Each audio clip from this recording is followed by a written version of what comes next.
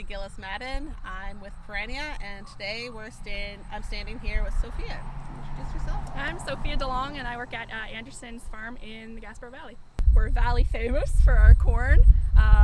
We grow lots of produce as well, like tomatoes and peppers and beans and cucumbers, whatever you want, really. And you also a dairy farm as well? Yes, we do. Yep.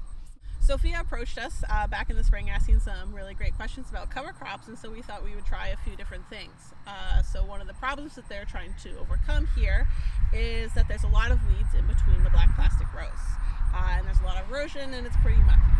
Is that about cover it? Yep, and also I was getting sick and tired of spraying for weeds all the time. So there you go. Yeah, so we tried 4 different types of cover crops in between black plastic rows. So there was lowboy annual ryegrass, there was root max annual ryegrass. We tried fall rye, but we seeded it in the spring. Mm-hmm. And so when you have a winter cereal like that that's seeded in the spring, you don't have that vernalization, so those cold temperatures, so it never actually starts stem elongation, and so it's just a nice thick biomass cover, and we'll check that out here in a minute.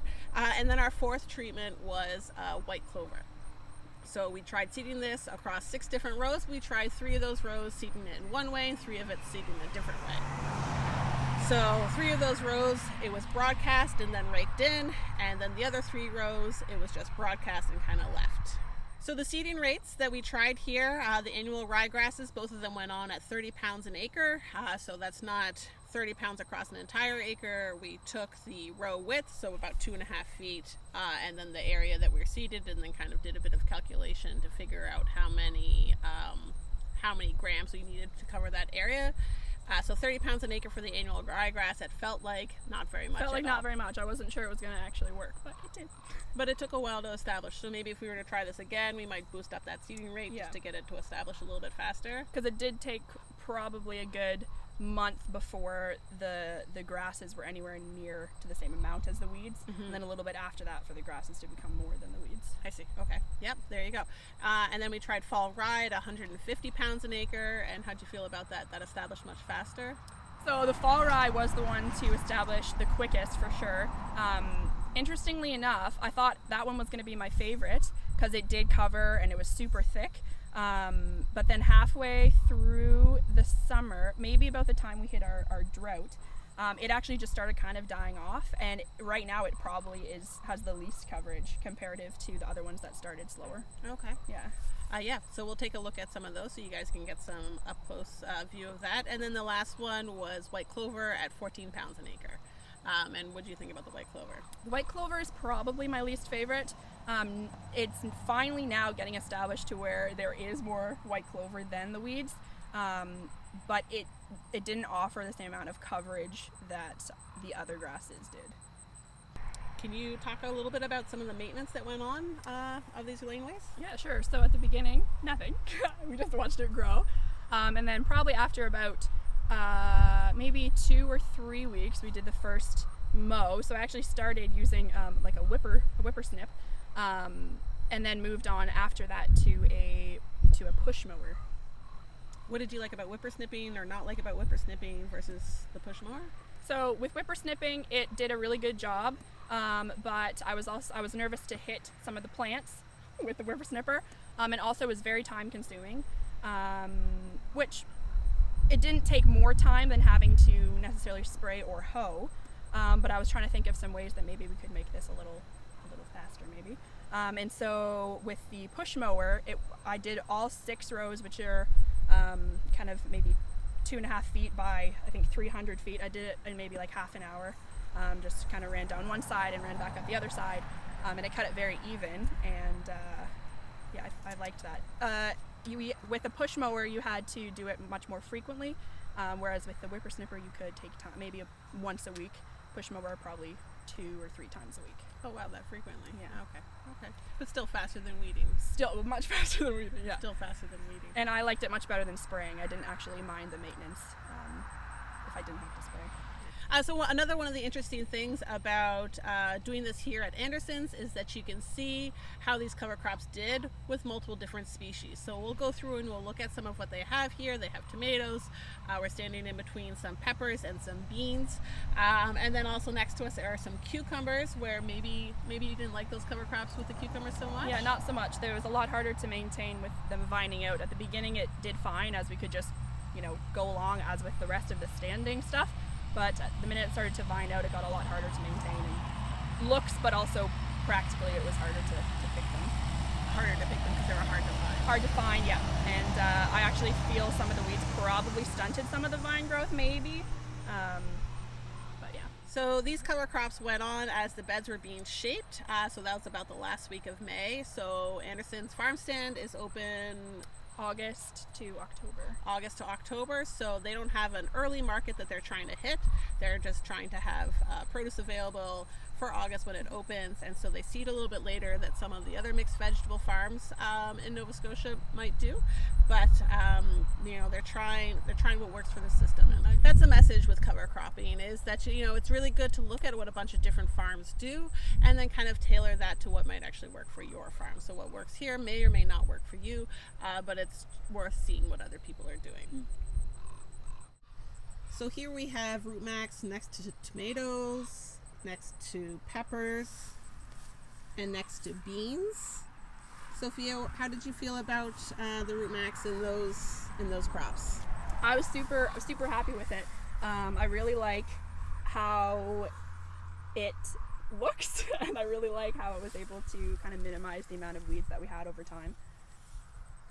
And then next here we have with the cucumbers. Yeah, so with the root max with the cucumbers, as you can see, we have a lot less ability to kind of mow it down and keep it trim. So probably I wouldn't put cucumbers on this type of system again. Just a little bit harder to maintain, doesn't look as nice, and harder to find the vegetables. So here we are standing at the line between the root max and the lowboy annual ryegrass. They were seeded at 30 pounds an acre around the last week of May. So on the right you have your root max, and on the left you have the lowboy. Sophia, what did you think about those two different kinds of annual ryegrass? Yeah, they were really quite similar. The lowboy was slower to establish, so initially the root max had a better coverage and minimizing of the weeds. But as of right now, they are quite similar. So here we are standing on the line between the lowboy and the fall rye. What did you think about the fall rye, Sophia? So interestingly enough, initially I liked the fall rye the best. It came with the thickest stand right away at the beginning, and it had the most weed suppression right off the bat. But then kind of mid-summer, the weeds started coming through much stronger, and the rye started kind of disappearing. And as you can see right now, it's a lot more weeds than rye. Yeah, so in the midsummer, sometimes you'll see a lot of leaf diseases come in. It was super dry through July here, and you can see that a lot of the leaves here have just kind of died back, which has allowed those weeds to come through. So you've got some lamb's quarter and some pigweed and some galingzoga starting to rear their ugly heads. So here we have the fall rye, which, as you can see, there's basically nothing left. And then this is the transition into the white clover. Sophia, what did you think about the white clover? So I'm a lot happier. I'm liking the white clover now, kind of at the end, closer to the end of the season here. At the beginning, it did take quite a while to establish. I wasn't really sure it was going to come, and the weeds dominated most of growing season. But as you can see now, there's a lot more clover than there are weeds. And you have the clover here with your later planted cucumbers. Yes. What do you think about that? So if the cucumbers stayed this size, then I would, it'd be a lot easier to maintain kind of. But as we get around this point, this is kind of where we have to be very careful with how we're trimming and start to kind of allow some of those weeds that are closer to the cucumbers to grow, or we either pick them by hand. But it does start to get a lot more time consuming here. After the fall rye that was seeded, you can see there was a lot of leaf death, and there's, when you look at the ground all through the row, there's not really very many rye plants there, and through that drought, it was maybe just a little bit much for the fall rye. It's not its typical time of planting, So it'll get a lot of leaf diseases through July and August. So it has not really been very impressive in this. In this trial here, I did expect it to do a little bit better, but that quick establishment could perhaps be useful. Maybe if you were to co-seed an annual ryegrass, which is slower establishing, or that white clover, which again is slower establishing. Maybe mix that in with your fall rye, which is fast establishing, and kind of play them off of each other. But there is some really nice roots there. Like, this is all really great for soil formation. As Sophia mentioned, it has made picking much cleaner. And now that the weeds are taking over, it is becoming a bit of a problem though. So this is your root max, which has a really very impressive root ball, honestly. That's really great for soil formation, carbon sequestration. Here's your lowboy, which also has a really nice root structure. Sophia, did you notice if the lowboy grew a little bit slower than the root max, or did they seem to be? I would say probably yes. Yeah, so maybe that might be a little bit better for those who don't have time to like go in and manage it frequently. But that root max is really kind of living up to its name with that nice big root structure. And then you compare that to your fall rye. Obviously it's less plants, comparison here, but your fall rye just doesn't have that same sort of root structure, and it's the roots that's really contributing to carbon sequestration. So having good rooting in this row, you are fixing some of that carbon out of the atmosphere, which is great for climate change. So here we're looking at some of the rooting structure of this white clover. So you can see there's some nice soil aggregation here. Soil's a little bit wet, but what else we got going on here? We got a little bit of nodulation. So there is going to be a little bit of nitrogen fixed here. Maybe like 30-40 pounds of actual nitrogen. So if you are taking your legumes into consideration for your nitrogen management next year, you can look forward to that. But this is some really nice soil. It's less compacted than it would be if this was just bare soil or even weeds. So here we are in a row that didn't have any cover crop in it. This is really quite compacted. I had to work pretty hard to get that shovel in. And you can see it's super blocky. What was the weed management here, Sophia? So we sprayed for weeds maybe once or twice with Roundup, kind of extreme. And then after that, we actually didn't do anything in here except maybe like pulling a few weeds by hand. During the dry spell, the weeds didn't actually even come up through. Yeah, so this summer we had about 6 weeks where there was virtually no rain, which is great for controlling weeds, but a little hard on the crop, and really hard on your soil. So this is really hard. Like it takes quite a bit of effort to crumble up these clods, which impacts root growth. So roots can't penetrate anything that has more than 300 psi.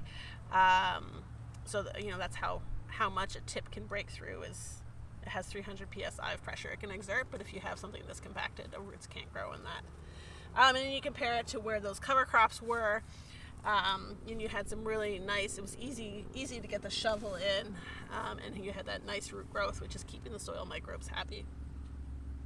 So one of the things I actually really liked about the cover crop as well was that during that really dry period there in July, when you come into the garden, the rows that we had that didn't have any cover crop, even just like walking through the rows, it felt like intensely hot, as did the other rows, but to a different level.